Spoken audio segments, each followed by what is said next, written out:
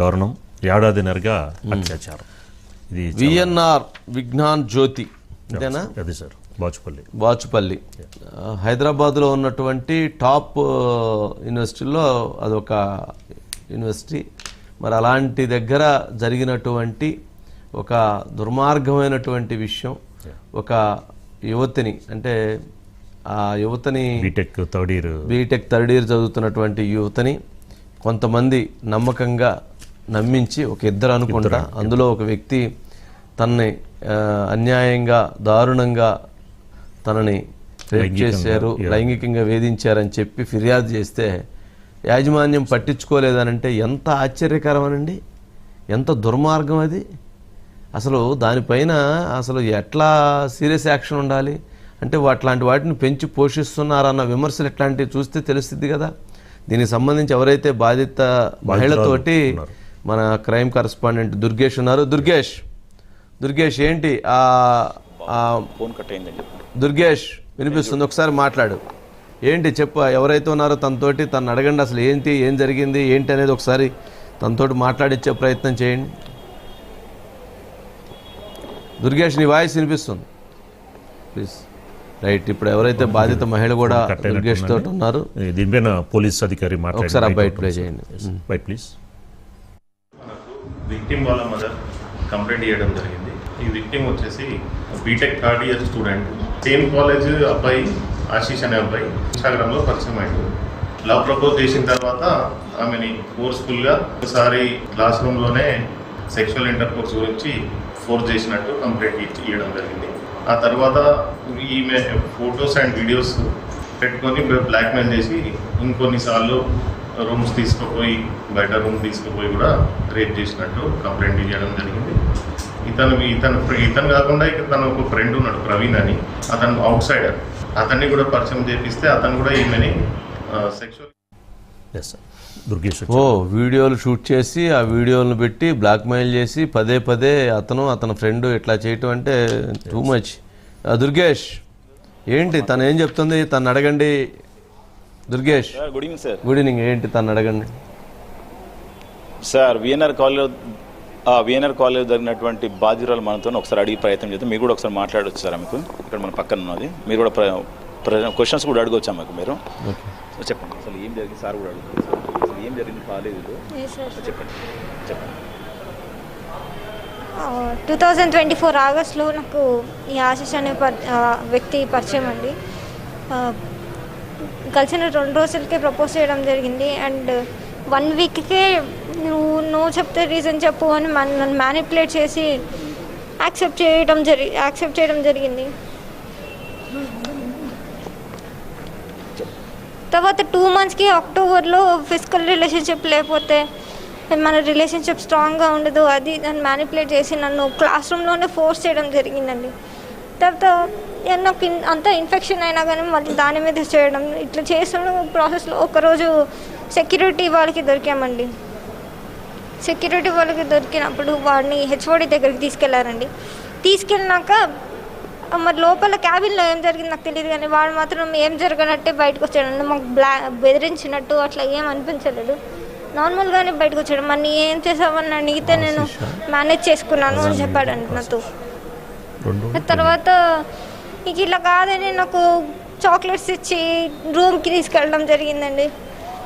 రూమ్స్కి తీసుకెళ్ళి నా nude photos nude videos తీయడం జరిగింది. దాంతో మా మమ్మీ డాడీకి చెప్తానని బ్లాక్మెయిల్ చేసి నన్ను 1.5 years టార్చర్ చేయడం జరిగిందండి. తర్వాత ఫిబ్రవరిలో ఈ ప్రవీణ్ అని అతను పరిచయం చేయడం జరిగిందండి నాకు. వీళ్ళిద్దరు మూవీ తీస్తున్నారని నాకు పరిచయం చేయడం జరిగిందండి ప్రవీణ్ని. ప్రవీణ్ కూడా మళ్ళీ డ్రామా స్టార్ట్ చేసి నాతో నువ్వు అంటే నాకు ఇష్టము అది ఇదని చెప్పి నా గేట్ ఎగ్జామ్ టైంలో నా హాల్ టికెట్ అను ఆధార్ కార్డ్ తీసుకొని నాకు బ్యాడ్ టచెస్ అన్నీ చేసి నన్ను మెంటల్గా ఫిజికల్గా టార్చర్ పెట్టాడండి. నన్ను గేట్ ఎగ్జామ్ టైంలో టైం అవుతున్నా కానీ నన్ను లోపల పంపించకుండా బ్లాక్మెయిల్ చేసి నన్ను చాలా ఇబ్బంది పెట్టాడండి. తర్వాత కూడా నా మీద సెక్స్ అటెంప్ట్ చేస్తుంటే నేను అక్కడి నుంచి తప్పించుకొని వచ్చి కాలేజ్లోకి వచ్చానండి. కాలేజ్లోకి తర్వాత ఈ టార్చర్ అంతా తట్టుకోలేక సూసైడ్ అటెంప్ట్ చేసి మా ఇక లాస్ట్ కాల్ మా మమ్మీతో మాట్లాడదామని మమ్మీకి కాల్ చేసి మమ్మీ వచ్చి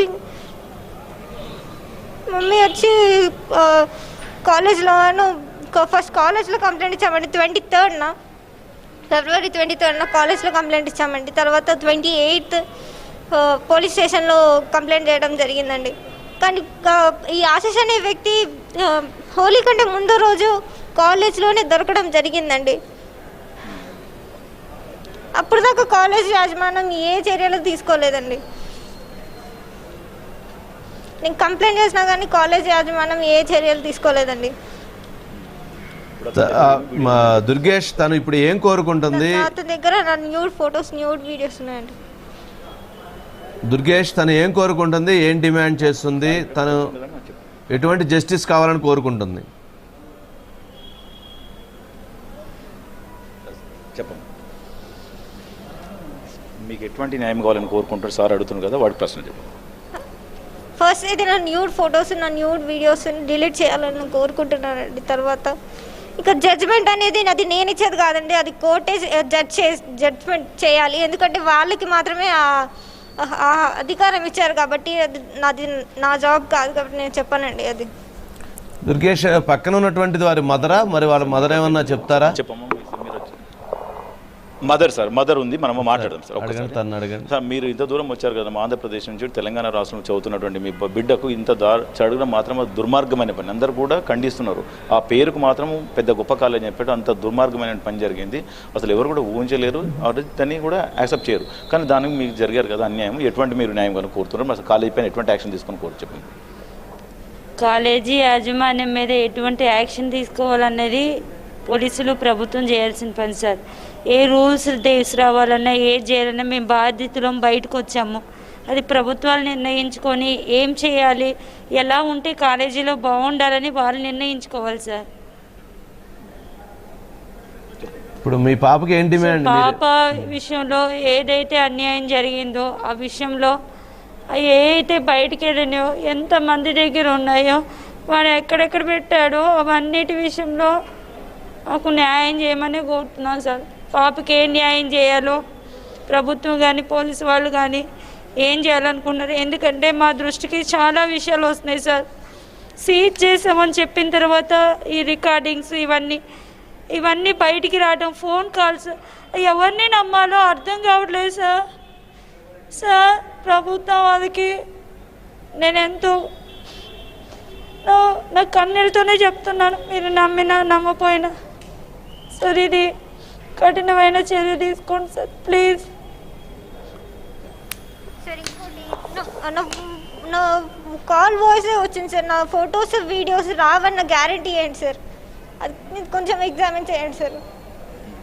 అంటే మీ నూడు ఫోటోలు కానీ వీడియోలు కానీ అతని దగ్గర ఉన్నాయి, బయటికి రాకుండా యాక్షన్ తీసుకోలేదు. అవును, అసలు కాల్ రికార్డ్ సీజ్ చేసినాక బయటికి ఎలా వచ్చిందని నాకు అర్థం కావట్లేదు సార్. ఫస్ట్ సార్ నేను ఇంకోటి కూడా చెప్పాలనుకుంటున్నాను సార్.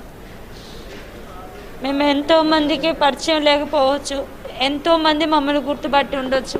రేపు సమాజంలో మేము ఎదుర్కొనే సమస్యలు ఏందో కూడా మాకు తెలిసే మేము బయటకు వచ్చాము.